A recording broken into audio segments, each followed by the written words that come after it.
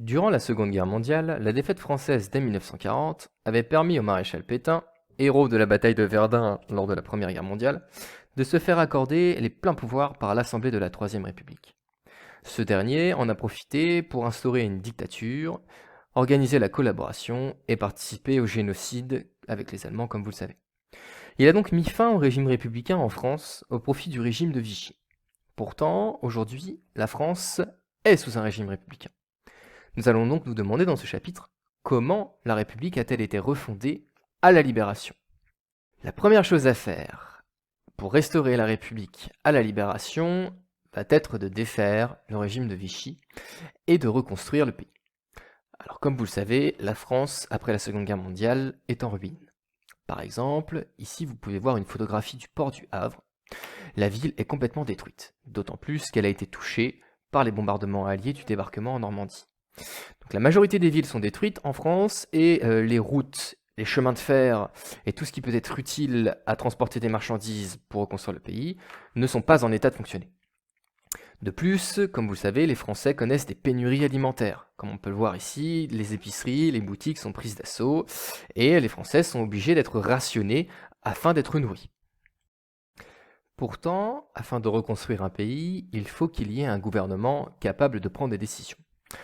Or, vous le savez, le régime de Vichy a pris fin, et ce sont ceux qui ont participé à la résistance française, intérieure et extérieure, qui décident de s'organiser et de créer le GPRF, le gouvernement provisoire de la République française.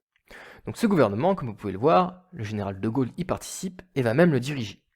Il décide de prendre plusieurs décisions pour défaire le régime de Vichy, et commence par annuler les lois qui avaient été mises en place sous le régime de Vichy.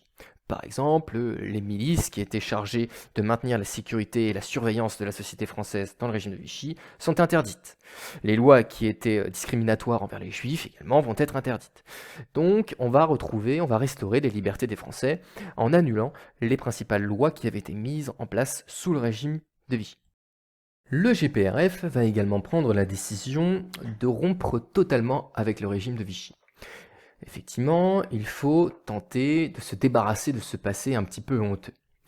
Pour cela, il va être pris la décision de créer une haute cour de justice, afin de condamner tous les principaux responsables du régime de Vichy.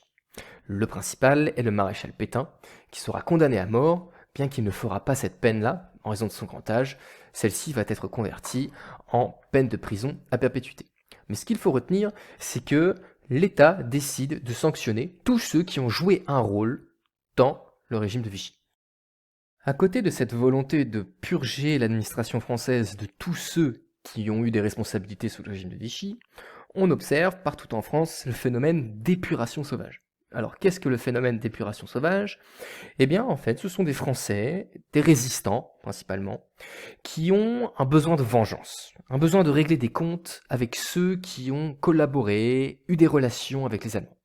Par exemple, sur cette vidéo, on peut voir que de nombreuses femmes sont tondues, humiliées devant une foule, parce qu'elles sont accusées d'avoir couché avec des Allemands. À côté de cela, on sait que de nombreux résistants vont exécuter des collaborateurs, des gens accusés d'avoir travaillé avec les Allemands, et on estime que 9000 personnes seraient décédées par vengeance dans cette épuration sauvage. L'objectif est donc clair à la Libération. Avant même de vouloir rétablir une république en France, on veut se débarrasser du régime de Vichy. Alors comment la République française va-t-elle être rétablie ? Eh bien cela va donner lieu à la 4e République. Pour établir une république en France, il faut d'abord retrouver la confiance des Français. Effectivement, je vous le rappelle, c'est la 3e République qui avait donné les pleins pouvoirs légalement au maréchal Pétain. C'était donc une république qui avait amené à une dictature. Donc pour retrouver la confiance des Français, le GPRF décide d'organiser un référendum. Effectivement, quoi de mieux que de faire participer les Français pour retrouver leur confiance ? On va donc organiser ce référendum, un vote par oui ou par non, qui va leur proposer de créer une nouvelle constitution, c'est-à-dire une nouvelle manière d'organiser le pays. Et alors, chose nouvelle, lors de ce référendum, des femmes et des militaires ont participé. Ces derniers n'avaient pas le droit de voter auparavant. Donc c'est une nouvelle république, beaucoup plus démocratique dans le sens où plus de monde ont le droit de voter. On veut rassembler plus de gens, on donne plus de droits afin que la confiance soit totalement restaurée avec ce futur régime républicain en France. Ce référendum va donner lieu à une nouvelle constitution, une nouvelle organisation politique du pays. Alors comment celle-ci fonctionne-t-elle? Cette 4ème République repose sur le suffrage universel, c'est-à-dire que les hommes et les femmes de plus de 21 ans ont le droit de vote. Pourquoi vont-ils voter? Tout d'abord, ils vont voter pour élire les députés de l'Assemblée nationale, aussi appelé le Parlement. Alors il faut savoir que l'Assemblée nationale occupe le principal rôle dans cette constitution. Effectivement, l'Assemblée nationale va désigner un président de la République, va élire un président de la République. Donc le président n'est pas élu par le peuple directement, mais il est choisi, il est élu par les députés de l'Assemblée nationale. De plus, l'Assemblée nationale a un autre pouvoir, un autre avantage, c'est que celle-ci peut contrôler, surveiller les décisions du gouvernement, qui est désigné, lui, par le président de la République. À côté de cela, les hommes et les femmes de plus de 21 ans peuvent également voter pour élire des conseillers généraux et des grands électeurs, qui, eux, éliront un conseil de la République. Donc ce qu'il faut retenir dans cette constitution, c'est vraiment le rôle joué par l'Assemblée nationale. C'est pour ça qu'on parle de république parlementaire. C'est un régime parlementaire puisque c'est le Parlement, l'Assemblée, qui occupe la principale fonction. D'ailleurs, le général de Gaulle sera très déçu de cette dimension parlementaire puisque celui-ci espérait que le président de la République ait un peu plus de pouvoir afin d'occuper cette fonction. Il démissionnera donc très rapidement de ce gouvernement.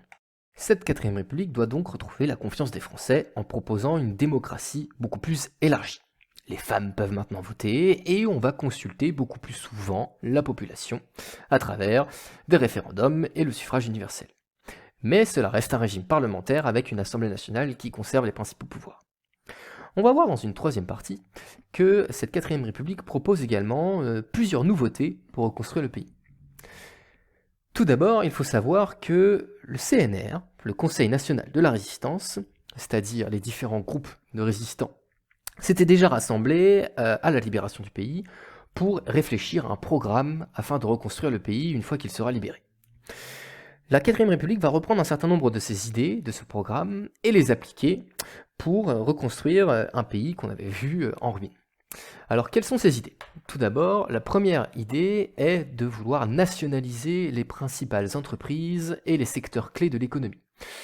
Par exemple, les entreprises liées à l'énergie, à l'électricité, au charbonnage, EDF, vont être nationalisées. Ce sont effectivement des entreprises importantes pour la construction du pays.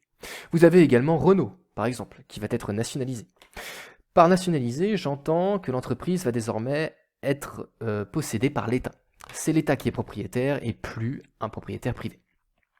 À côté de ces nationalisations, l'État va également vouloir proposer des mesures sociales. Effectivement, c'est la sécurité sociale qui va être créée. Aujourd'hui, vous avez peut-être tous une carte vitale qui vous permet de vous faire rembourser vos médicaments. Eh bien, il faut savoir que c'est sous la 4ème République que la sécurité sociale va être mise en place. Celle-ci, par exemple, propose des dédommagements, des assurances en cas de chômage, en cas d'arrêt maladie, en cas de problème de santé, d'accident de travail, afin que la pauvreté disparaisse dans le pays. C'est donc une république sociale qui va être mise en place à travers cette nouvelle constitution à la Libération. À travers république sociale, il faut entendre que c'est l'État qui prend des mesures directes dans le domaine économique et social pour réduire les inégalités. Vous avez par exemple les aides pour les chômeurs qui, encore aujourd'hui, sont en place dans notre pays. Nous verrons dans un prochain chapitre comment la 4ème République va être remplacée par une nouvelle République, la 5e, qui proposera cette fois-ci d'autres transformations.